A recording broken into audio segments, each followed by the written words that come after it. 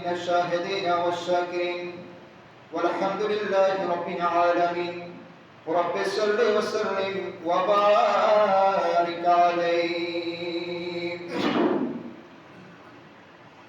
ইচ্ছে জাগে আমাদের যেতে মদিনায় ইচ্ছে জাগে চমকেতে সোনালি রওজায় ইচ্ছে জাগে চমকেতে নোরানি পর্দায় সারা বছর অনেকে উমরা করে জিলহজ মাসে হাজিরা হজ পালন করে জিলহজ মাসে হাজিরা হজ পালন করে তাদের সঙ্গে হতে আমার মন চায় ইচ্ছে জাগে চমকেতে সোনালি রওজায় ইচ্ছে জাগে চমকেতে নোরানি আমি তো আদম যেতে পারি নাই কাবারি কাবা সোনার মদিনায় তাই তো আমি কেঁদে বুকটা ভাসাই ইচ্ছে জাগে চমকেতে সোনার মদিনায় ইচ্ছে জাগে চমকেতে নোরানি পর্দায় পবিত্র মাহে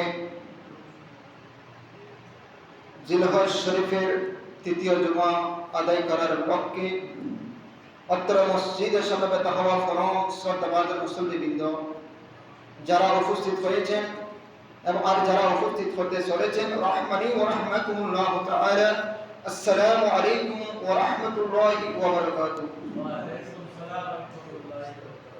মহান রব্বুল আলামিনের দরবারে লাখো কোটি শুকরিয়া আদায় করি যে রব্বুল আলামিন আহকামুল হাকিমিন আমাদেরকে আজকের এই পবিত্র জুমার দিনে আল্লাহর ঘরে মসজিদে উপস্থিত হওয়ার আল্লাহ আমাদেরকে যে তৌফিক দান করেছেন সেজন্য রব্বুল আলামিনের দরবারে শুকরিয়া দিয়ে উচ্চস্বরে বলুন আলহামদুলিল্লাহ।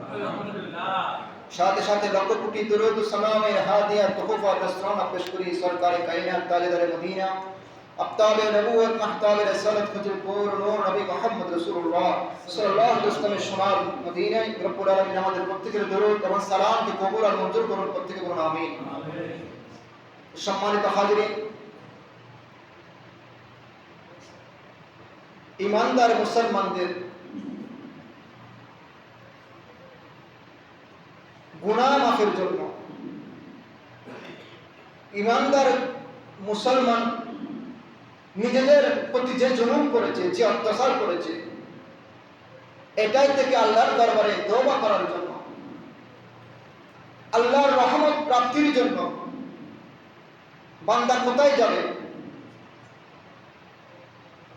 এর জন্য রব্বুল আলামিন উম্মতদেরকে, গুনাহগার বান্দাদেরকে একটা ঠিকানা আল্লাহ তাদেরকে বলে দিয়েছেন যে তোমরা অমুক ঠিকানা যাও, তাহলে তোমরা তোমাদের জীবনের গুনাহগুলো মাফ করতে পারবে। প্রত্যেকে বলুন সুবহানাল্লাহ। আল্লাহ বলেছেন ওয়ালাউ আন্নাহুম ইযলামু আনফুসাহুম জাউকা, তোমরা যদি নিজেদের উপর নিজেরা জুলুম করো, অত্যাচার করো,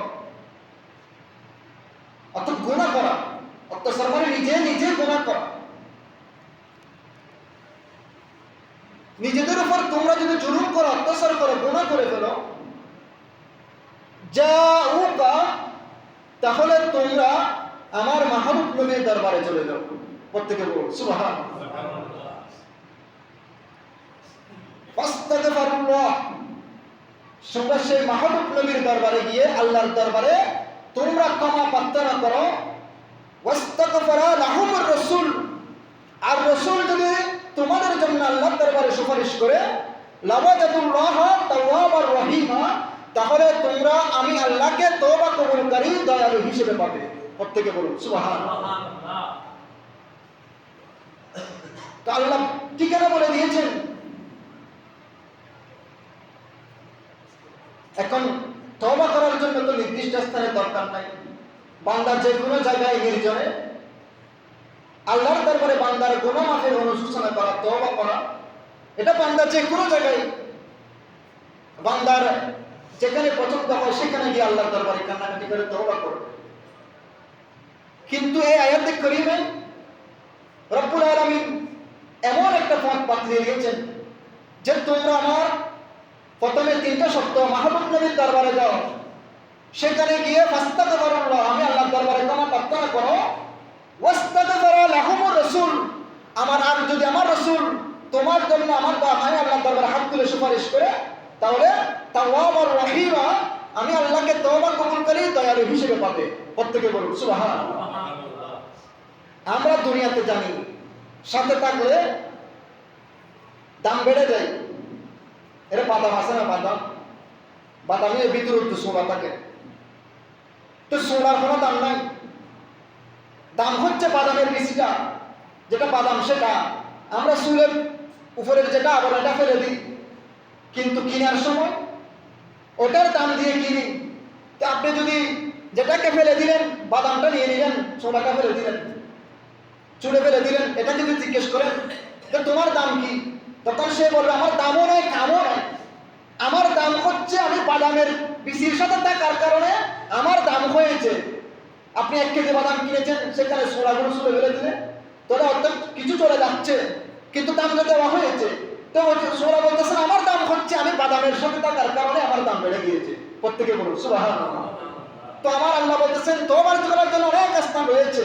যদি তুমি আমি মাহবুব নবীর দরবারে যেতে পারো, সেই মাহবুব নবী যদি তোমার জন্য দোয়া করে, তাহলে তোমার দামটা কেমন হবে, সোনায় সোহাগা। এর জন্য আল্লাহ বলেছেন আমার নবীর দরবারে চলে যাও, সেই রাসূলের দরবারে গিয়ে আল্লাহর দরবারে গুনাহ মাপছো, আর সেই নবী যদি তোমার জন্য সুপারিশ করে, তাহলে আমি আল্লাহকে তওবা কবুল করে দয়ালু হিসেবে পাবে। প্রত্যেকে বলুন সুবহানাল্লাহ। এখন আমার নবী যখন হায়াতে জিন্দেগিতে ছিলেন, তাহলে সাহাবায়ে কিরাম যে কোনো পরামর্শের জন্য, সাহাবায়ে কিরাম গুনাহ করলে, অপরাধ করলে তাড়াতাড়ি নবীজির দরবারে চলে যেতেন, নবীজি তৎক্ষণাৎ সমাধান দিয়ে দিতেন। এভাবে দেখা যায় একজন সাহাবী আসলেন, ইন্নী আসাবতু জানবান আযীমান, ইয়া রাসূলুল্লাহ, আমি বড় বিপদ গুনাহ করেছি, জানবান আযীমান, বিরাট গুনাহ করেছি, ফাকিম ফিল কিতাবিল্লাহ, আপনি আপনার কোরআনে মাজিদের হুকুম অনুযায়ী আপনি আমাকে শাস্তি প্রয়োগ করুন। তিনি নবীজিকে কথা বললেন। তখন নামাজের সময় হলো, আজান হলো, একামত হলো, নামাজ হয়ে গেল, নামাজ শেষ হয়ে গেল।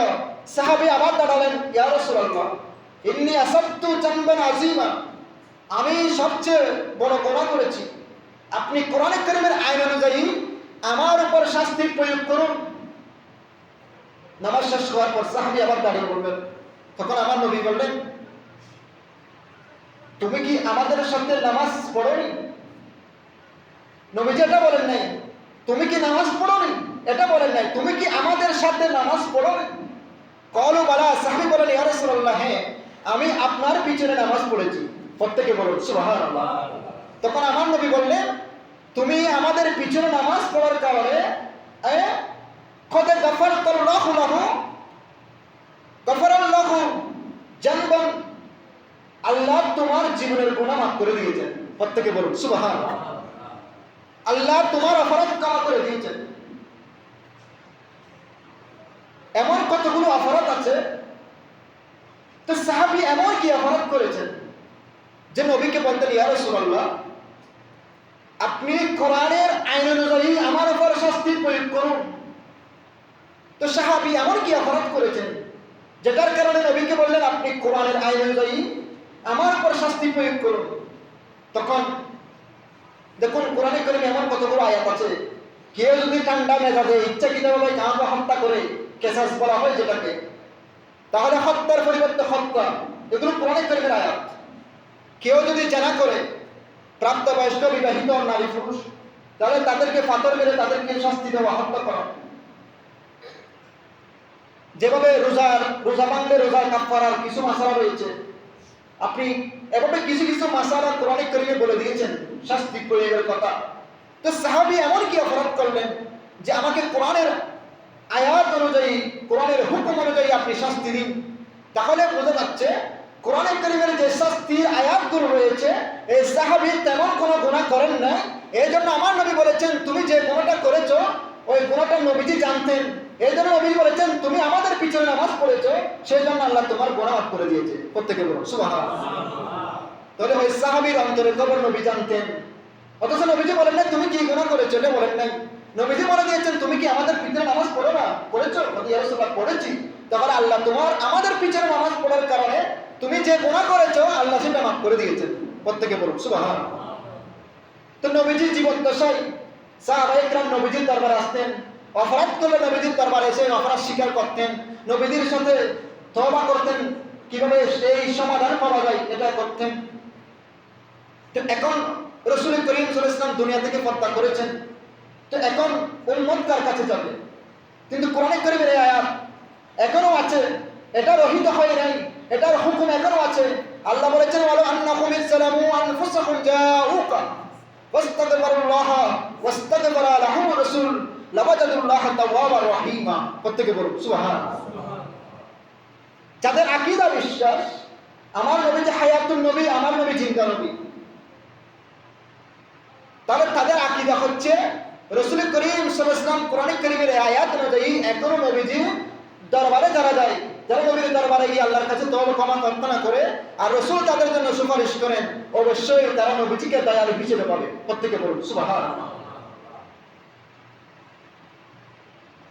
উপমহাদেশের যিনি সবচেয়ে বড় বিখ্যাত হাদিস বিশারদ শেখ আব্দুল হক মুহাদ্দিস দেহলভী রাহমাতুল্লাহ আলাইহি জাযবুল কুলুব ফি দিয়ার আলে মাহবুব, এই এরকম একটা কিতাব আছে। ওই কিতাবের মধ্যে তিনি বলেছেন নবীজি দুনিয়া থেকে পর্দা করেছেন। তো একজন সাহাবী জানতেন না নবীজি পর্দা করেছেন। ওই সাহাবী নবীজির রওজা মুবারকে চলে আসলেন, এসে বলতেছেন, ইয়া রাসূলুল্লাহ, আমি এসেছি, আমি অপরাধ করেছি, আমার গুনাহ মাফ চাওয়ার জন্য, এখন দেখছি আপনি পর্দা করেছেন। এভাবে ওই সাহাবী আর্তনাদ করতে লাগলেন নবীজির রওজা মুবারকের সামনে।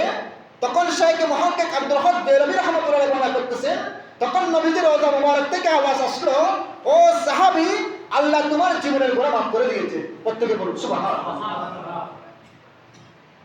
এবং ইমাম বাইহাকী রাহমাতুল্লাহ আলাইহি কিতাব বর্ণনা করেছেন, যে সমস্ত নবীগণ হচ্ছে জীবিত, হায়াতুল আম্বিয়াই ফি কুবুরিহিম, এবং অন্য কিতাব আছে ইউসাল্লুনা আলাইহিম, তারা কবরের মধ্যে নামাজ পড়ে। এর জন্য সমস্ত নবীগণ কবরের মধ্যে জিন্দা, তারা রওজা মুবারক থেকে সব কিছু থেকে শুনে। এই জন্য আব্দুল হক মুহাদ্দিস দেহলভী রাহমাতুল্লাহ বলতেছেন, ওই সাহাবীর জবাব দিয়েছেন নবীজি এবং বলেছেন আল্লাহ তোমার জীবনের গুনাহ মাফ করে দিয়েছেন। প্রত্যেকে বলুন সুবহানাল্লাহ। আরো দেখুন, একজন মহিলার যদি স্বামী মারা যায়, তাহলে ইদ্দত পালনের পরে ওই মহিলা চাইলে স্বামী নিতে পারে। কিন্তু আমার নবীর ব্যাপারে বলেছেন, রাসূল বলেছেন, আমার স্ত্রীগণ, নবীর স্ত্রীগণকে নবীর ওফাতের পরে, পর্দা করার পরে নবীর স্ত্রীগণকে কেউ স্বামী করা জায়েজ নয়। কেন? আমার নবী জিন্দা নবী, নবীর স্ত্রীগণের স্বামী ইস্তেকা করেন না, জিন্দা নবী পর্দা করেছেন। এর জন্য নবীর স্ত্রীগণকে কি করা যায় না, বিবাহ করা যায় না। এর জন্য তাদের সম্পত্তি বন্টন হয় না। এর জন্য রাহমাতুল লিল আলামিন নবী এখনো পর্যন্ত গুনাহগার উম্মতের জন্য আল্লাহর দরবারে সুপারিশ করে। প্রত্যেকে বলুন সুবহানাল্লাহ। ইমাম মালিক রাহমাতুল্লাহ আলাইহি, জিনার বাড়ি হচ্ছে মদিনায়, কিন্তু উনি জীবনে হজ করেছেন একবার জীবনে হজ করেছেন, সবসময় মদিনায় থাকতেন। কেন? ইমাম মালিক ইচ্ছা করেছেন আমার মৃত্যুটা যাতে মদিনায় হয়। এই জন্য ইমাম মালিক রাহমাতুল্লাহ আলাইহি মদিনায় বাড়ি হয়েও জীবনে শুধু একবার হজ করেছেন, হজ আদায় করেছেন, আর যান নাই। তিনি মদিনার অলিতে গলিতে পায়ে স্যান্ডেল পায়ে দিয়ে হাঁটতেন না, কারণ আমার রাহমাতুল লিল আলামিন নবী কদম মোবারক লেগেছে, সেখানে আমি ইমাম মালিক পায়ে জুতা দিয়ে হাঁটবো, এটা কখনো হয় না। শুধু তাই নয়, ইমাম মালিক রাহমাতুল্লাহ আলাইহি মসজিদের মদিনার গলিতে গলিতে কোনো পেশাব পায়খানা করতেন না। মদিনার বাহিরে গিয়ে তিনি ইমাম মালিক রাহমাতুল্লাহ আলাইহি পেশাব পায়খানা সেরে আসতেন। প্রত্যেকে বলুন সুবহানাল্লাহ। শুধু মদিনার তাজিমের জন্য। এখন হজ শেষ হয়ে গেছে, মদিনায় জিয়ারত করা একটা হজের অংশ নয়, ফরজ মুস্তাহাব ওয়াজিব এটা নয়, কিন্তু এটা আপনার জন্য বারবার সুযোগটা আসবে না। আবার অনেকে বলবে মদিনায় গেলে জিয়ারতের জন্য যাইন না, মদিনায় গেলে শুধু নামাজের জন্য যাইন। আরে ভাই, মক্কায় যদি নামাজ পড়েন 1 রাকাত 1 লক্ষ, আর মদিনায় 1 রাকাতে 50,000, পরে লাখ 1 রাকাত 1 লাখ মক্কায়, আর মদিনায় হচ্ছে 50,000। এটা একটা পাগলও চিনবে, 1 লক্ষ টাকার বান্ডেল আর 50,000 বান্ডেল, সেও চিনবে। তো বলতেছেন মদিনায় গেলে জিয়ারতের জন্য যাইন না, নামাজের জন্য যাইন। আরে ভাই, মক্কাতে 1 লাখ, তো নামাজের সব তো মক্কায় বেশি, মদিনায় কেন নামাজের জন্য যাবে? মদিনায় যেতে হলে জিয়ারতের জন্য যেতে হবে। প্রত্যেকে বলুন সুবহানাল্লাহ। কারণ যেখানে সব বেশি মক্কায়। এবং হাদিসে আছে, যারা হাদিস সাহেবরা, যারা উপযুক্ত মুআল্লিমদের মাধ্যমে যায়, তারা এই অর্জনগুলো অর্জন করে। এই জন্য যারা হাদিস সাহেবরা যারা আগেভাগে মদিনায় চলে যায়, তারা 8 দিন অবস্থান করে মদিনায় গিয়ে, এটা মসজিদে নববীর একটা ফজিলত রয়েছে যে আমার নবীজি বলেছেন, মান সাল্লা ফিল মসজিদি 40 সালাতান, যে ব্যক্তি মসজিদে নববীতে 40 ওয়াক্ত নামাজ জামাতে আদায় করবে, লা ইয়াফুতুহু সালাতান, কোন জামাত তার থেকে ছুটে যাবে না, কুতিবাত লাহু বারাআতু মিনান নার, আমার আল্লাহ তাকে জাহান্নাম থেকে মুক্তি দান করবেন। প্রত্যেকে বলুন সুবহানাল্লাহ। ওয়া বারাআতু মিনাল আযাব, আমার আল্লাহ আযাব থেকে তাকে মুক্তি দান করবেন। ওয়া বারাআতু মিনান নিফাক, আমার আল্লাহ তাকে নিফাক থেকে মুক্তি দান করবেন। প্রত্যেকে বলুন সুবহানাল্লাহ। এজন্য যারা হাজী সাহেব যারা উমরা করতে যায়, তারা কমপক্ষে 8 দিন মদিনায় থাকার জন্য চেষ্টা করে। এই 8 দিন নবীর রওজা মুবারক জিয়ারত করে, সাথে সাথে 40 ওয়াক্ত নামাজ মসজিদে নববীতে জামাতে আদায় করে এই ফজিলত তারা অর্জন করে। প্রত্যেকে বলুন সুবহানাল্লাহ। এবং মসজিদে নববীর জিয়ারতের অনেকগুলো ফজিলত রয়েছে। আমার নবীজি হাদিসে পাকে ইরশাদ করেছেন, ইবনে উমর রাদিয়াল্লাহু তাআলা বর্ণনা করেছেন, রাসূল করিম সাল্লাল্লাহু আলাইহি ওয়াসাল্লাম ইরশাদ করেছেন, মান যারা কবরি ওয়াজাবাত লাহু শাফাআতি, আমার নবী বললেন যে আমি নবীর রওজা মুবারক জিয়ারত করলো, ওয়াজাবাত লাহু শাফাআতি, তার জন্য আমি নবীর সুপারিশ ওয়াজিব হয়ে গেল। প্রত্যেকে বলুন সুবহানাল্লাহ। আমার নবী আরো বলেছেন হাদিসে পাকে, মান হাজ্জা, যে ব্যক্তি হজ করলো, ফাজারা কবরি বাদা, এরপরে আমি নবীর রওজা মুবারক জিয়ারত করলো, উফাতি ফাকান্নামা সারানি ফিল হায়াতি, হয়তো আমি রাসূল দুনিয়া থেকে চলে যাওয়ার পরেও সে যেন আমি নবীর সাথে জীবদ্দশায় সাক্ষাৎ করলে যেই সেই ফজিলত সে অর্জন করলো আমি নবীর রওজা মুবারক জিয়ারত করে। প্রত্যেকে বলুন সুবহানাল্লাহ। আমার নবীজি আরো বলেছেন, মান হাজ্জা ইলা মক্কা, যে ব্যক্তি হজ করার জন্য মক্কায় গেল, সুম্মা কাসাদানি ফিল মসজিদি, এরপরে আমি নবীর মসজিদে জিয়ারত করার জন্য আসলো, কুতিবাত লাহু হাজ্জাতাইনে মাবরুরাতাইনে, আমার আল্লাহ তার জন্য 2টি কবুল হজ তার আমলনামায় লিখে দিবেন। প্রত্যেকে বলুন সুবহানাল্লাহ। এবং আমার নবীজি আরো বলেছেন, ফাকাদ হাজ্জাল বাইত, যে ব্যক্তি আল্লাহর ঘর হানে কাবা তাওয়াফ করলো, হজ করলো, ওয়ালাম ইয়াজরানি, কিন্তু আমি নবীর রওজা মুবারক জিয়ারত করলো না, ফাকাদ জাফানি, সে যেন আমি নবীকে কষ্ট দিল। এবং নবীজি আরো বলেছেন, মান ওয়াজাদা সাআত, যার সামর্থ্য আছে কিন্তু ওয়ালাম ইয়াজরানি, আমি নবীর রওজা মুবারক জিয়ারত করলো না, ফাকাদ জাফানি, সে যেন আমি নবীকে কষ্ট দিল।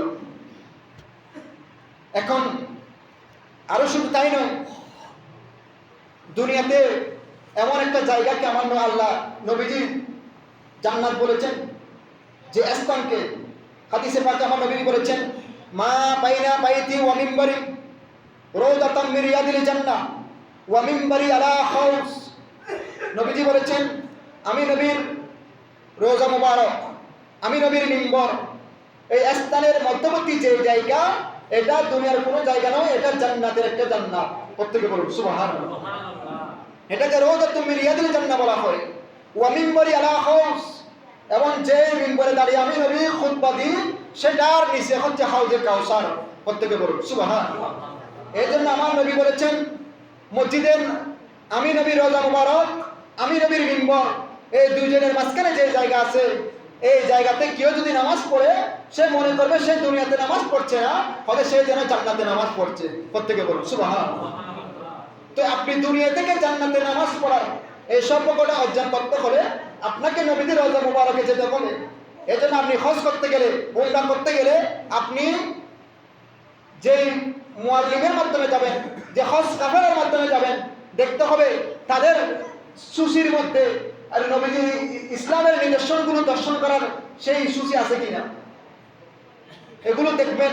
তারপর আপনি হজ উমরা করার জন্য যাবেন, যাদের অংশের মধ্যে মদিনা জিয়ারতের অংশ আছে কিনা, উহুদের ময়দান, বিভিন্ন ইসলামী নিদর্শন, যুদ্ধের ময়দান, নবীজির হিজরতের স্থান, এগুলো পরিদর্শন করার সুযোগ তাদের কাফালার মধ্যে আছে কিনা, এগুলো যাচাই করে দেখবেন। কারণ আপনি শুধু হজ করেছেন আসলে হবে না, নবীজি রাহমাতুল লিল আলামিন যে নিয়ামতগুলো সেখানে রেখেছেন সেগুলো একটু দেখে আসবেন। প্রত্যেকে বলুন সুবহানাল্লাহ। এভাবে মদিনা পাকের জিয়ারতের অনেকগুলো বর্ণনা রয়েছে। এই জন্য যারা পারেন জীবনে একবার হলো আল্লাহ আমাদেরকে খানে কাবার তাওয়াফ এবং সোনার মদিনা জিয়ারত আল্লাহ নসিব করে। প্রত্যেকে বলুন আমিন। আজকে 18 জিলহজ, ইসলামী জাহানের যিনি তৃতীয় খলিফা হযরত উসমান রাদিয়াল্লাহু তাআলা আনহু, উসমান জুন নুরাইন বলা হয় যাকে, যিনি দুই নূরের অধিকারী, যিনি আমার নবীজির পর দুটা কন্যাকে বিবাহ করেছেন, এই জন্য ওনার উপাধি জুন নুরাইন, দুই নূরের অধিকারী। প্রত্যেকে বলুন সুবহানাল্লাহ। সে উসমান রাদিয়াল্লাহু তাআলা আনহু 18 জিলহজ আজকে তিনি কোরআনে কারীম তেলাওয়াত করতে লাগলেন, সূরা বাকারা কোরআন পড়তে লাগলেন। তো কোরআন পড়তে পড়তে তিনি সূরা বাকারার ফাসায়াকফিকাহুমুল্লাহ ওয়া হুয়াস সামিউল আলিম এই আয়াত পর্যন্ত গেলেন। তখন তরবারির আঘাতে তিনি ওই সময়ে আঘাতপ্রাপ্ত হয়েছেন। তখন ওনার রক্ত মোবারক কোরআনে কারীমের এই আয়াতের উপর পড়েছিল, তখন তিনি শাহাদাত বরণ করেছেন। প্রত্যেকে বলুন ইন্না লিল্লাহি ওয়া ইন্না ইলাইহি রাজিউন। আজকে উসমান রাদিয়াল্লাহু আনহুর শাহাদাত, ওনার উরুস মুবারক। আল্লাহ পাক রব্বুল আলামিন হযরত উসমান রাদিয়াল্লাহু আনহুর ফিজাত বরকত আল্লাহ আমাদেরকে নসিব করুন। প্রত্যেকে বলুন আমিন। আজকে আরেকটা বিষয়, 18 জিলহজ এগুলি ইদানিং বের হয়েছে। আমাদের দেশের শিয়া সম্প্রদায় যারা, তারা একটা অনুষ্ঠান বের করে ঈদে গদিরে হুম, এটা 18 জিলহজ। আমার নবী হজ করে যখন মক্কা মদিনার মাঝখানে স্থানে গেলেন, তখন নবীজি হযরতে মাওলা আলী রাদিয়াল্লাহু তাআলা আনহুর শানে একটা হাদিস বলেছেন। কিছু সাহাবীর সাথে হযরতে মাওলা আলী শের খুদা রাদিয়াল্লাহু আনহু একটু মনোমালিন্য হয়েছিল, এটা নবীজির কানে গিয়েছেন। তো নবীজি হজ থেকে মদিনায় ফেরত যাওয়ার পথে মাঝখানে গদিরে হুম একটা জায়গা, হুম মানে কুফ, গদিরে হুম নামক একটা জায়গার মধ্যে নবীজি হযরত আলী রাদিয়াল্লাহু আনহু এভাবে হাত ধরে বললেন, মান কুনতু মাওলাহু ফাআলিউন মাওলা। আমি যার মাওলা, অর্থাৎ আমি যার অভিভাবক, আমি যার বন্ধু, আলীও তার বন্ধু। প্রত্যেকে বলুন সুবহানাল্লাহ। এভাবে নবীজি একটা সাহাবায়ে কেরামের মধ্যে একটা খুতবা দিলেন, যাতে সাহাবায়ে কেরাম আলী রাদিয়াল্লাহু আনহুর প্রতি যে বিদ্বেষ দুই একজনের মধ্যে ছিল এটা যাতে চলে যায়। এরপরে সাহাবায়ে কেরাম আলী রাদিয়াল্লাহু আনহুকে বলতে লাগলেন, আপনি হলেন ঈমানদার মুমিনদের বন্ধু। প্রত্যেকে বলুন সুবহানাল্লাহ। এই ঘোষণাটা দিলেন, মান কুনতু মাওলাহু ফাআলিউন মাওলা। এই হাদিসটা নবীজি বর্ণনা করেছেন মাওলা আলী শের খুদার শানে। তো 352 হিজরির আগে এই অনুষ্ঠানটা কেউ পালন করেন নাই, এমনকি কোন শিয়াও পালন করেন নাই। কিন্তু ইদানিং এখন আমাদের দেশেও, এখানে চট্টগ্রামও হবে, শিয়া সম্প্রদায় তারা বলেন এখানে আল্লাহ হযরত মাওলা আলীকে 1 নম্বর খলিফা বলেছেন। প্রত্যেকে বলুন নাউজুবিল্লাহ। মানে নবীর পরে যার স্থান, হযরত শিয়ারা বলতেছেন এখানে আল্লাহ মাওলা মানে নবীর পরে যার স্থান তিনি হচ্ছেন মাওলা আলী শের খুদা। প্রত্যেকে বলুন নাউজুবিল্লাহ। তো আমরা জানি ইসলামের প্রথম খলিফা যিনি আমার নবীর পরে যার স্থান, তিনি হচ্ছেন হযরত সাইয়্যিদনা আবু বকর সিদ্দিক রাদিয়াল্লাহু তাআলা আনহু। প্রত্যেকে বলুন সুবহানাল্লাহ। 2 নম্বর খলিফা হযরত ফারুক আযম, 3 নম্বর খলিফা হযরত উসমান জিন নুরাইন, 4র্থ খলিফা মাওলা আলী শের খুদা। প্রত্যেকে বলুন সুবহানাল্লাহ। এটা হচ্ছে আহলে সুন্নাত ওয়াল জামাতের আকীদা, শুধু আমাদের নয়, যারা মানে প্রত্যেকের আকীদা হচ্ছে 4 জন খলিফা। কিন্তু শিয়ারা এই হাদিস থেকে তারা বলে এখানে নবীজি ঘোষণা করে দিয়েছেন মাওলা আলী হচ্ছে প্রথম খলিফা। প্রত্যেকে বলুন নাউজুবিল্লাহ। শুধু তাই নয়, তারা এই আজকের এই দিনটাকে ঈদুল ফিতর, ঈদুল আজহার চেয়েও দামি বলে। এটাকে তারা বলে ঈদে আকবর। এগুলো আজকে আমাদের ছেলে সন্তানের মিসগাইড করছে। আওলাদের রাসূলের মহব্বত দেখাতে গিয়ে তারা ওই শিয়া সম্প্রদায় বানিয়ে ফেলতেছে। সেখানে তারা নাচানাচি করবে, আপনারা ফেসবুক লাইভে দেখবেন, এগুলো আসবে। সেখানে আলী রাদিয়াল্লাহু আনহু তালি মারে তারা এখানে জিকির করবে। তো তাদের কারণ হচ্ছে তারা তিনজন, আবু বকর সিদ্দিক, ফারুক আজম, ওসমান জিন্নুরাইন, তিন খলিফার খেলাফতকে তারা বাতিল বলে, তাদেরকে গালাগালি করে। অথচ দেখুন, আমার নবীজি জীবদ্দশায় দুনিয়া থেকে হত্যা করবেন মাত্র 3 দিন বাকি। আমার নবী অসুস্থ, ইমামতি করার জায়গায় কাকে ত্যাগ করাবেন? তখন হযরত আবু বকর সিদ্দিক ছিলেন, ফারুক আজম, ওসমান জিন্নুরাইন, মওলা আলী শের খুদা 4 জন ছিলেন। আমার নবী অসুস্থ, তো নবীজি কাকে ইমামতির দায়িত্ব দিবেন? নবীর পরে কে দায়িত্ব গ্রহণ করবে? তখন আমার নবী বলেছেন, আবু বকরিন আইয়ুসাল্লি বিন নাস, তোমরা আবু বকরকে বলো মানুষদেরকে, সাহাবীদেরকে নিয়ে নামাজের দায়িত্ব পালন করার জন্য। প্রত্যেকে বলুন সুবহানাল্লাহ। তাহলে আমার নবী দুনিয়া থেকে হত্যা করার 3 দিন আগে যিনি 17 ওয়াক্ত নামাজের ইমামতি আমার নবীর জায়গায় দাঁড়িয়ে করেছেন, তিনি হচ্ছেন আবু বকর সিদ্দিক। প্রত্যেকে বলুন সুবহানাল্লাহ। তো নবীজি যদি মওলা আলীকে যদি 1 নম্বর খলিফা বলতেন, তাহলে সেই দিন নামাজের দায়িত্ব মওলা আলীকে দিতেন। শুধু তাই নয়, মওলা আলীর ঈদের দিন করতে করতে আরো অনেক দিন আছে। মওলা আলী শের খুদা খানে কাবায় জন্মগ্রহণ করেছেন, ওই দিনকে তো তারা ঈদের দিন পালন করে না। আমার নবী মওলা আলীর শানে বলেছেন, আনা মদিনাতুল ইলমি ওয়া আলিয়ুন বাবুহা, আমি নবী এলাকার শহর, মওলা আলী শের খুদা সেই জ্ঞানের দরজা। তো এই হাদিসকে নিয়ে তারা তো ঈদ পালন করে না। তাদের কারণ হচ্ছে সাহাবীদেরকে খেলাফতকে অস্বীকার করা, সাহাবীদেরকে গালাগালি করা, আর মওলা আলী শের খুদাকে অতি বাড়াবাড়ি করতে গিয়ে উপরে নিয়ে যাওয়া। এই জন্য তাদের কলিমা হচ্ছে লা ইলাহা ইল্লাল্লাহ ওয়া আলিয়ুন খলিফাতুর রাসূলুল্লাহ। প্রত্যেকে বলুন নাউযুবিল্লাহ। শিয়াদের আযানও আলাদা, তারা কোরআন শরীফ যেটা এটাও মানে না, আমরা যেটা কোরআন পড়ি এটা মানে না, কারণ এটা সাহাবায়ে কেরাম লিখেছেন। এখানে হযরত ওসমান জিন্নুরাইন লিখেছেন, হযরত ফারুক আজম ছিলেন, সিদ্দিক আকবর ছিলেন।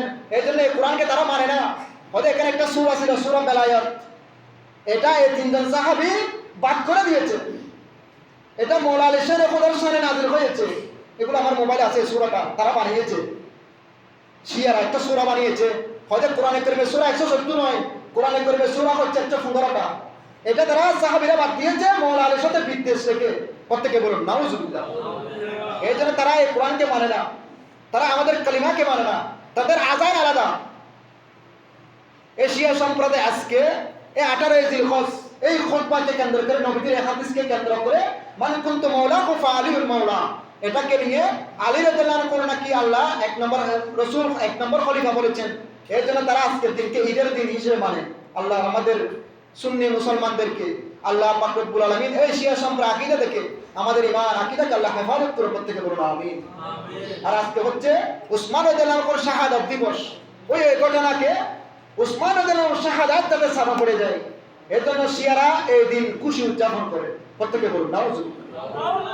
আল্লাহ পাক রব্বুল আলামিন আমাদেরকে জীবনে একবার হলো হচ্ছে বাইতুল্লাহ জিয়ারতে মদিনা সহ আল্লাহ আমাদের আকীদা আমলকে আল্লাহ ঈমান বিধ্বংসী এই সমস্ত ফিরকা থেকে আমাদের জান মাল ঈমান আকীদাকে আল্লাহ হেফাজত করে। প্রত্যেকে বলুন আমিন। ওয়া আখিরু দাওয়ানা আলহামদুলিল্লাহি রাব্বিল আলামিন। যারা সুন্নাত আদায় করেন না, সুন্নাত আদায় করেন।